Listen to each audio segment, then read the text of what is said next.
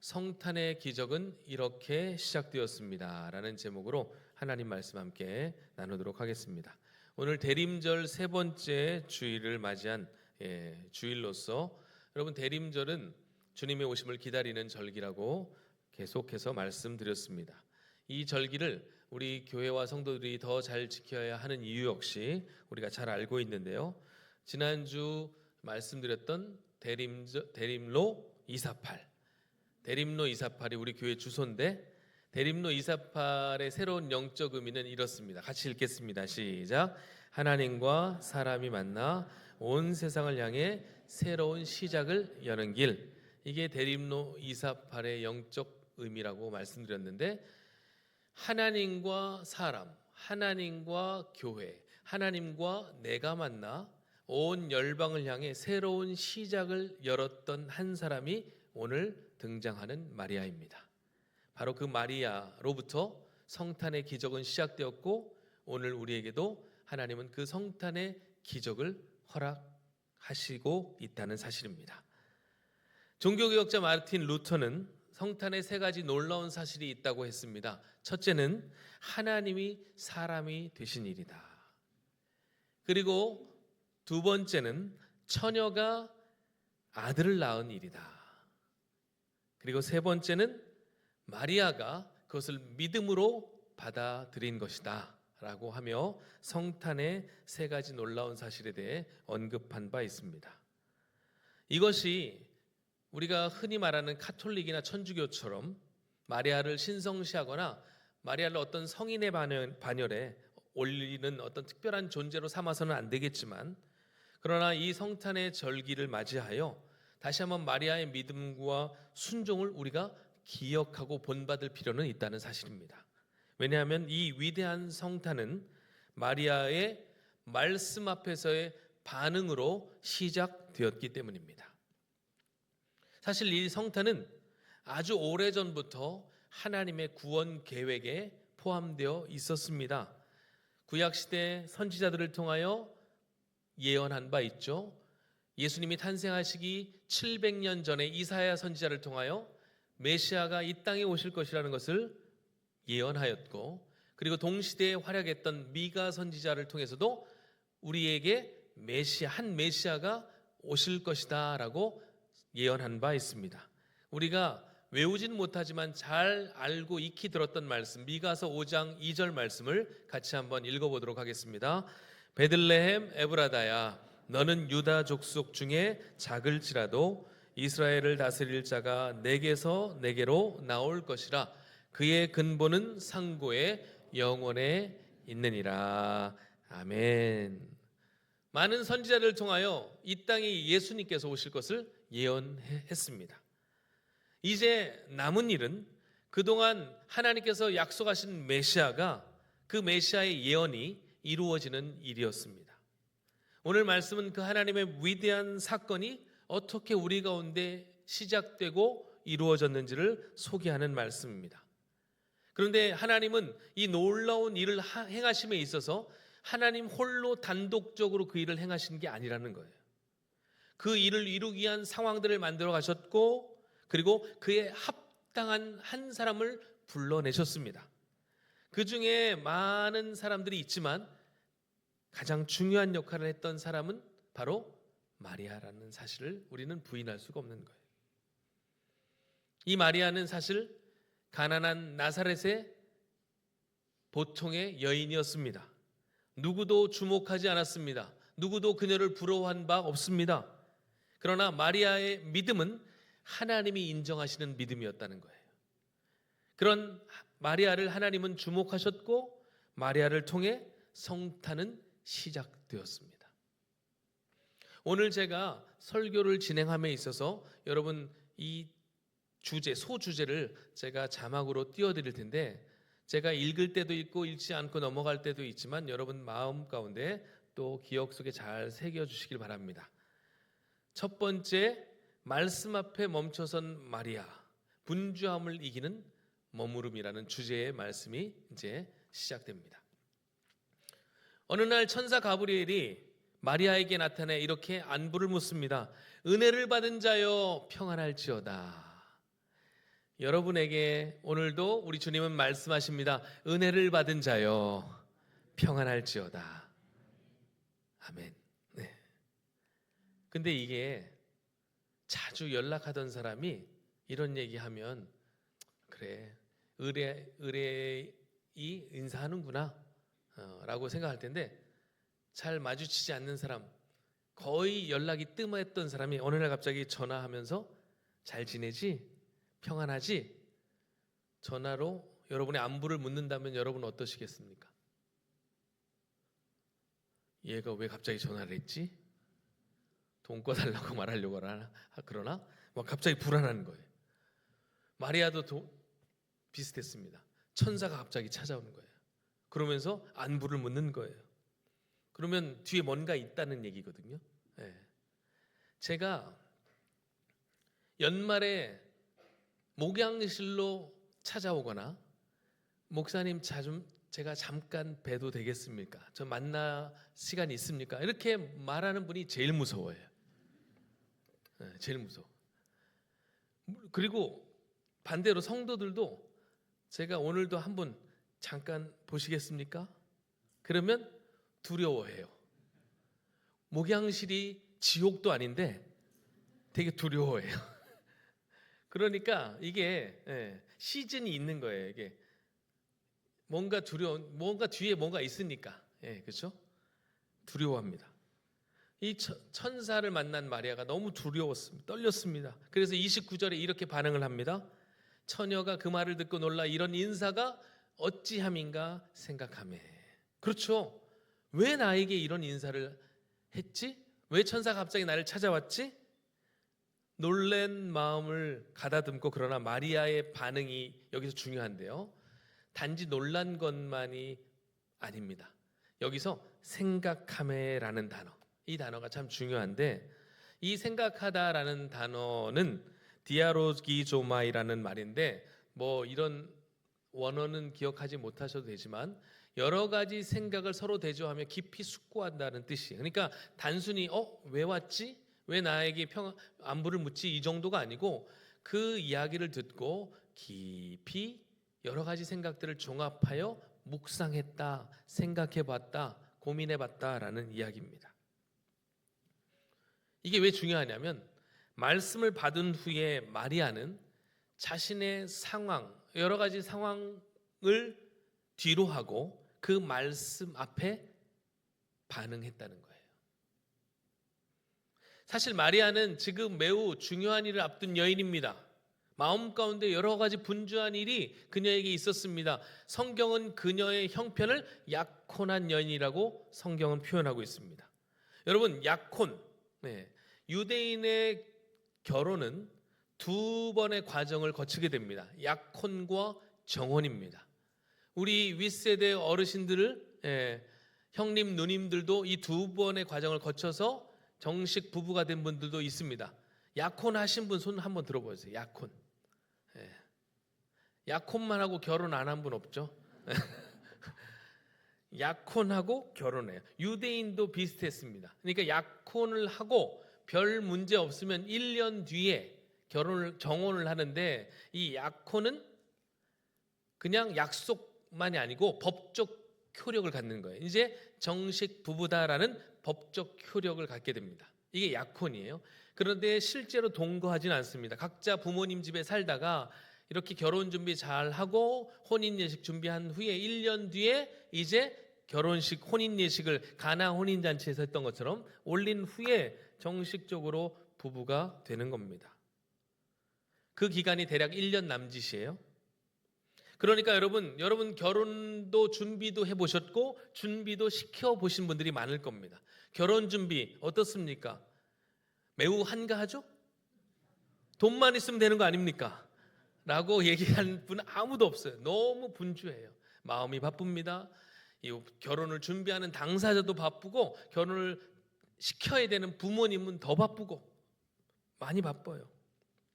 온 집안이 신경 쓸 게 한두 가지가 아니더라고요. 그래서 저는 생각을 했습니다. 이게 결혼 쉽지 않구나. 근데 요셉이나 마리아에게 있어서 그러니까 어쩌면 인생에서 가장 분주하고 중요한 전환기에 지금 있다는 거예요. 그렇게 새로운 삶을 설계해야 하는 그 시점에 마리아에게 하나님의 말씀이 임한 겁니다. 그런데 그 놀라운 사실은 그 분주함 속에서 마리아는 하나님의 말씀 앞에 멈춰섰다는 거예요. 여기서 우리는 마리아의 믿음을 볼 수가 있습니다. 이런 마리아였기에 하나님이 그녀를 선택하신 것일 수도 있는 거예요. 믿음은 한가하고 여유 있을 때가 아닌 어쩌면 가장 바쁜 인생 한가운데서 하나님을 우선순위에 두는 선택에서부터 시작된다는 사실입니다. 여러분, 우리에게도 마찬가지예요. 연말이라는 시간 얼마나 분주합니까? 얼마나 바빠요. 저 역시 너무 바빠서 하루가 요즘 24시간이 아니고 48시간이면 좋겠다라는 생각을 할 때가 있습니다. 그런데 이 바쁨을 핑계로 사역자인 저조차 말씀이 뒤로 밀리는 경우들이 많아요. 기도가 뒤로 밀리는 경우가 많아요. C.S. 루이스가 이런 말을 했습니다. 사탄은 우리를 죄짓게 하기보다 우리를 바쁘게 함으로써 하나님을 잊게 만든다. 우리가 너무 바쁘다는 이유로 하나님의 말씀을 들을 시간도, 그 말씀을 되새기고 곱씹을 시간도 없다는 거예요. 그러나 마리아는 그렇지 않았습니다. 여러 가지 분주한 일상이 반복적으로 계속되는 그런 상황에서 말씀 앞에 다른 것을 멈춰 세우고 자신도 말씀 앞에 선 거예요. 여러분, 이것이 믿음이요 성탄의 중요한 계기가 된 것입니다. 믿음은 즉각적인 어떤 열광이 아니라 하나님의 말씀이 내 삶에 어떤 의미가 있는지를 진지하게 묻는 멈춤에서 시작된다는 거예요. 혹 우리가 여러 가지 바쁘다는 이유와 핑계로 하나님의 말씀을 뒤로 미루고 있지는 않습니까? 기도하는 일에 우리가 마음을 두지 못하고 있습니까? 여러분, 다가올 성탄을 준비하며 세상의 소음, 여러 가지 삶의 분주함을 내려놓고 주의 말씀 앞에 잠시 설 수 있는 용기 있는 저와 여러분 되기를 소망합니다. 왜 사람들이 말씀 앞에 서지 못할까요? 이 일을 빨리 하지 못하면, 이 일을 내가 놓치면 문제가 생길 거라는 두려움이 있기 때문에 그래요. 그러나 그렇지 않습니다. 여러분, 말씀 앞에 서면 그 문제를 넘어서는 지혜와 능력을 우리 가운데 주신다는 거예요. 그럴 때 역사가 시작되는데, 그렇게 마리아는 말씀 앞에 멈춰 섰습니다. 그러자 하나님은 그냥 괜찮다라고만 말씀하지 않으시고 하나님의 비밀한 계획을 마리아에게 알려주셨습니다. 여러분, 이처럼 말씀의 인도함을 받는 사람은 말씀의 역사를 보게 되는 거예요.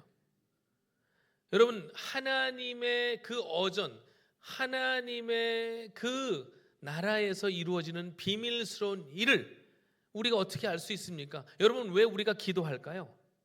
왜 우리가 하나님 앞에 나아갈까요? 우리는 우리의 미래를 알 수 없습니다. 우리의 계획을 세우지만 그 계획대로 어떻게 될지 알 수가 없어요. 그러나 하나님은 아시기에 그 하나님의 계획이 나의 계획과 일치한지, 하나님의 뜻이 무엇인지를 묻기에 우리는 기도의 자리에 나오는 것입니다. 그런데 하나님은 말씀 앞에 멈춰선 이들을 향해 자신의 계획을 알려주신다는 거예요. 그렇게 말씀이 임하는 것입니다. 마리아에게 천사가 두 가지 말씀을 합니다. 첫째, 두려워하지 말라. 두려워하지 말라. 왜 이 말씀부터 시작했을까요? 저도 이걸 배워야 되는데 막 바쁘다 보니까 권사님 잠깐 봬요. 그리고 바로 본론부터 얘기했는데 저도 배워야 됐거든요. 두려워하지 말라. 내가 해치지 않을 테니 염려하지 말라. 저도 이렇게 해야 될 것 같아요. 이렇게 목양실로 부르면 막 되게 막 두려워하시니까. 근데 천사는 두려워하지 말라라고 했습니다. 사실 왜 두려워할까요? 하나님의 계획이 언제나 우리에게 경외감도 불러오지만 그 경외감 이면에는 두려움도 함께 작동한다는 거예요. 우리가 감당할 수 있는 수준을 때로는 넘어서는 말씀이 임하기 때문에 하나님의 말씀이 임하면 두려운 거예요.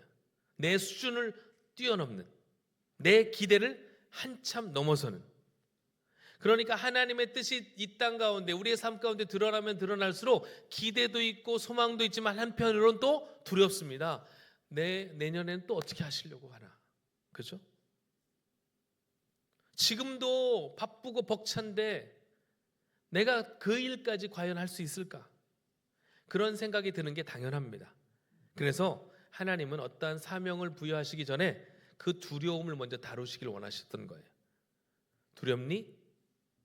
떨리니?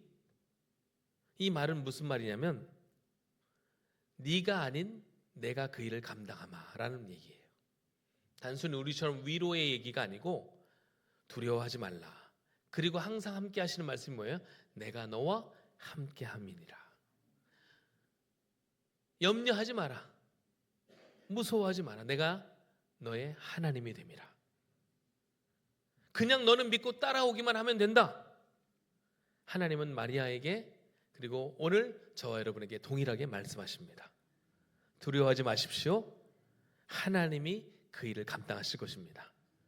그렇게 두려워하지 말라라고 말씀하신 후에 본격적인 이야기를 하시는데, 내가 잉태하여 아들을 낳으리니 그 이름을 예수라 하라라고 이야기합니다. 여러분 생각해 보세요.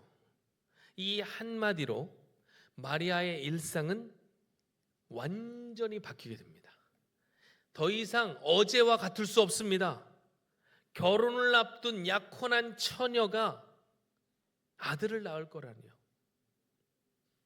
설명할 수 없는 선택의 자리로 옮겨지게 된 거예요.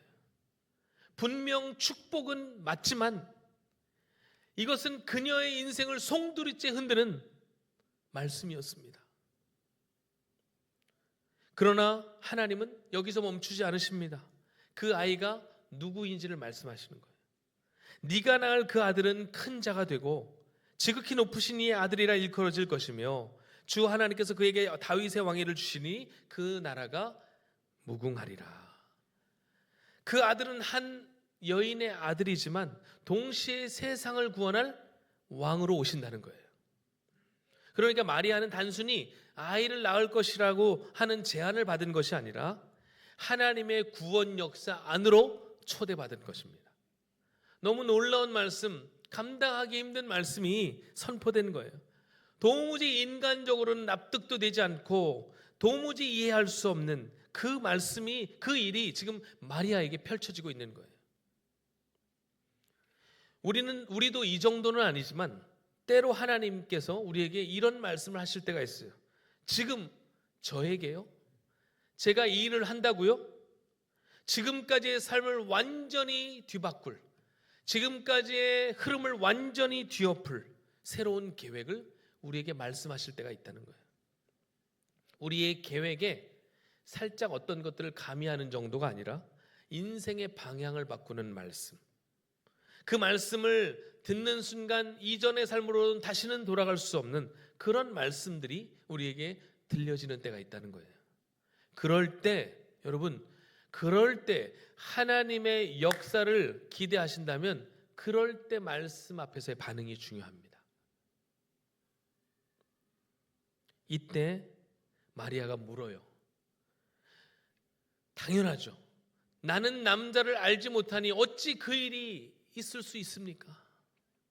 저는 약혼한 자지 정혼한 사람이 아니에요, 주님. 이 질문의 의도가 뭘까요? 하나님, 지금 제정신이세요? 제사장 뻔히 하시면서 어떻게 그렇게 말씀하실 수가 있어요? 라고 하는 불신의 질문이 아닙니다. 비슷한 상황에서 비슷한 반응을 했던 사람이 한 사람 있습니다. 바로 누가복음 1장 중반에 나오는 사가랴예요. 사가랴. 엘리사벳과 사가랴에도 동일한 비슷한 말씀을 하셨어요. 그 가정에 세례 요한을 허락하셨잖아요. 그때 사가랴가 어떻게 반응했는지 아세요? 내가 이것을 어떻게 할리요? 이렇게 반응했습니다. 증거를 요구했습니다. 이 사가랴의 반응과 마리아의 반응이 어떻게 다른가는 그 뒤에 이어지는 내용을 보면 알아요. 사가랴는 그렇게 반응을 했잖아요. 그게 믿음에 관한 질문이 아니었어요. 의심, 불신앙이었어요. 그래서 하나님은 세례 요한이 태어날 때까지 너를 입을 열지 못할 거다. 말을 못할 거다. 왜냐하면 그게 불신앙의 대가였어요. 근데 마리아는 그렇지 않거든요. 하나님께서 계속해서 격려하시고 은혜를 주시거든요. 그래서 제가 이렇게 정리를 해봤어요. 사가랴의 어떻게는 불신앙의 어떻게입니다. 어떻게 제가 이 일을 할 수 있습니까? 그러나 마리아의 어떻게는 주님, 제가 어떻게 하면 될까요? 즉 믿음의 반응이었고 말씀에 대한 순종의 반응이었다는 거예요.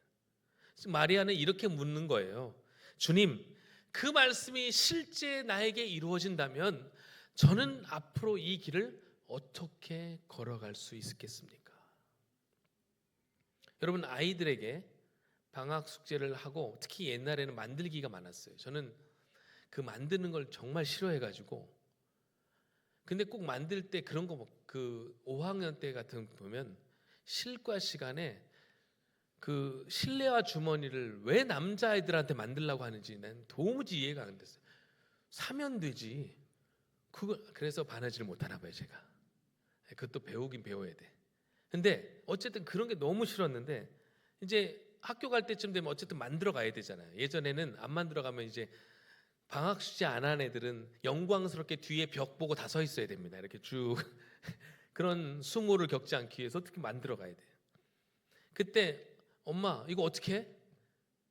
아빠 이거 어떻게 해? 라고 할 때 어떻게는 나 이거 못하겠으니까 알아서 하시오 이겁니까? 아니죠. 뭐예요?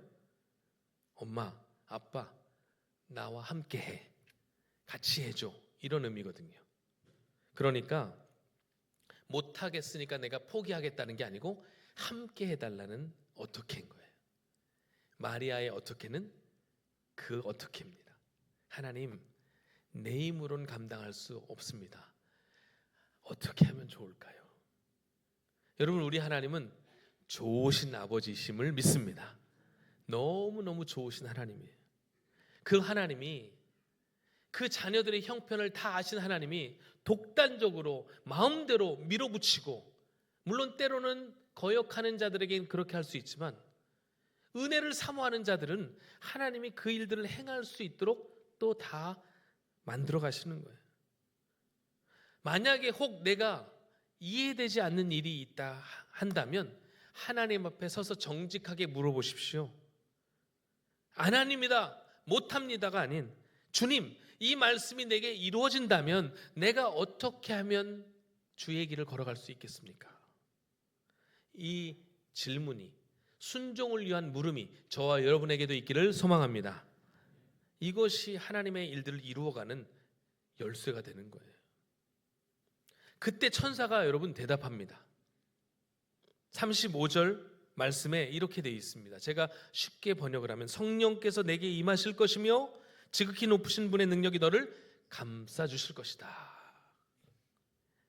여기서 지극히 높으신 이 능력이 너를 덮으시리다, 덮으시리니라는 이 단어가요, 에피스키아조라는 말인데 이게 하나님의 영광이 너를 덮을 것이다 라는 거예요. 하나님의 영광의 구름이 너를 덮을 것이다.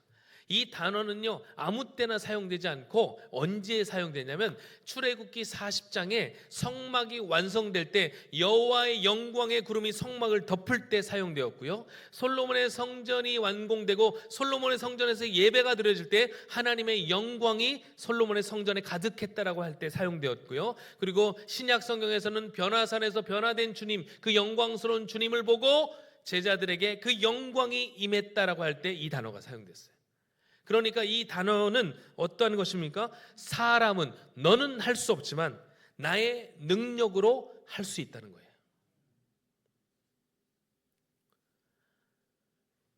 그러면서 이어서 이렇게 말씀합니다. 하나님의 모든 말씀은 능하지 못하심이 없느니라. 아멘. 여러분 믿으십니까? 하나님의 모든 말씀은 능하지 못하심이 없는 줄 믿습니다. 19세기 위대한 설교자인 찰스 스펄전 목사님이 이런 말을 했습니다. 하나님의 약속은 부도나지 않는 수표와 같다. 우리는 그것을 가지고 기도의 은행에 가서 현금으로 바꾸기만 하면 된다. 여러분, 성탄의 기적은 우리의 열심이나 어떠한 능력, 어떠함에서 나오는 게 아닙니다. 오직 성령의 능력과 변치 않는 말씀의 권위에서 비롯되는 거예요. 비록 내 형편은 불가능해 보이고 나는 감당할 수 없어 보이는 그런 상황이지만 환경을 보는 것이 아니라 말씀의 능력을 신뢰할 때 하나님의 영광의 구름이 우리 위에 가득하게 된다는 거예요. 성령이 충만하게 된다는 거예요.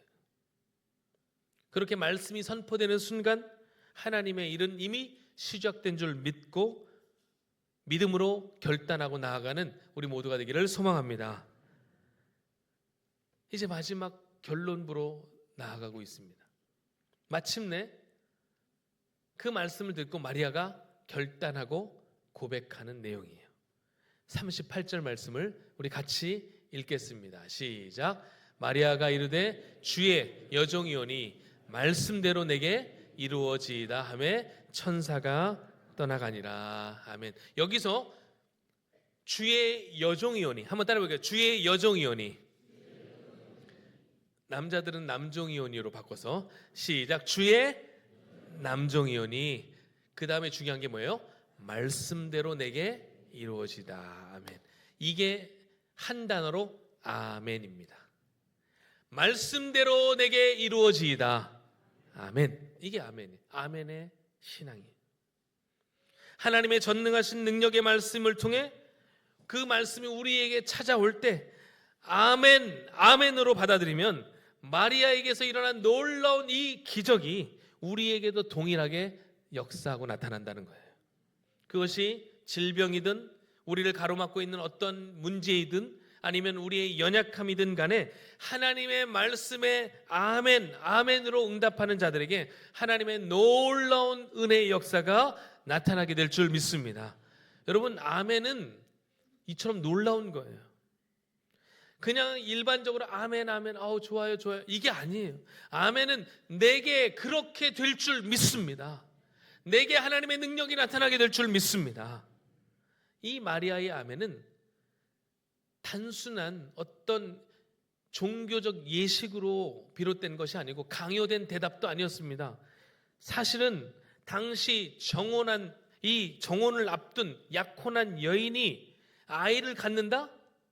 율법에 따라 돌에 맞아 죽을 수도 있는 생명을 건 결단이었어요. 우리처럼 평안하게 앉아서 아멘, 아멘, 물론 그것도 귀하지만 이 마리아의 아멘은 그 정도 수준의 아멘이 아니었다는 거예요. 생명을 건 도전이요, 결단이었어요. 에콰도르의 식인 부족에 선교를 떠났던 짐 엘리엇 선교사님은 영원한 것을 얻기 위해 영원하지 못한 것을 버리는 자는 결코 바보가 아니다라는 말을 남기고 하나님의 품으로 떠났습니다. 그리고 몇 년 뒤 신혼부부였던 그 짐 엘리엇 선교사의 20대 중반의 나이에 순교를 당한 그 모습을 보고도 그의 아내 엘리자베스 엘리엇이 또다시 그 부족을 복음화하기 위하여 혈혈단신 떠나가는 거예요. 그렇게 그들의 헌신을 통하여 그 부족이 놀랍게 복음화되는 거예요. 아멘은 이런 것입니다. 아멘은 결단이에요. 마리아는 영원한 하나님의 계획을 신뢰함으로 자신의 평판, 자신의 안전, 보장된 미래를 내려놓는 선택을 한 것입니다. 바로 그 일을 통해 성탄의 기적이 우리 가운데 찾아오게 된 거예요. 이처럼 성탄의 기적은 내 계획보다 하나님의 말씀이 더 소중하다고 고백한 한 사람을 통해 시작된 것입니다. 마리아가 자신을 말씀 앞에 내어놓고 아멘으로 그 말씀에 순종했을 때 그녀의 태는 만왕의 왕이 거하시는 지성소가 된 것입니다. 오늘 우리의 성탄은 여러분 과연 어디에서 시작됩니까? 성탄의 기적은 베들레헴의 하늘의 화려한 반짝이는 그 화려한 별빛 아래서 시작된 것이 아닙니다. 이 기적은 한 여인이 두려움을 이기고 하나님의 말씀 앞에 자신을 전적으로 맡긴 그 마음의 골방, 그 은밀한 지성소에서 시작되는 거예요. 사람의 눈에 보이는 곳이 아닌 아무도 알아주지 않는 그 내면의 자리에서 주의 종이오니 말씀대로 이루어지이다. 그 고백한 한 사람의 결단과 순종을 통해 온 인류를 향한 위대한 성탄이 시작된 것입니다. 그러므로 오늘 말씀 앞에서 우리는 이 질문을 피할 수가 없는 겁니다. 지금 하나님께서 나에게 순종을 요구하시는 바로 그 지점은 어디인가? 여러분, 기적은 환경이 바뀔 때 일어나는 게 아닙니다. 상황이 좋아질 때 시작되는 것도 아닙니다. 기적은 우리가 하나님의 말씀 앞에 겸손히 있어서 나의 계산과 또 알지 못하는 두려움을 내려놓고 주의 종이오니 말씀대로 이루어지리다 라고 고백할 때 시작됩니다. 그리고 그 고백이 고백으로 끝나지 않고 삶의 선택과 결단으로 행함으로 이어질 때 성탄의 기적이 오늘 우리의 삶 가운데도 현실이 되어지는 것입니다. 이번 성탄절을 준비하며 여러분 각자의 삶에 그 마리아의 아멘의 신앙이 우리에게도 있기를 소망합니다.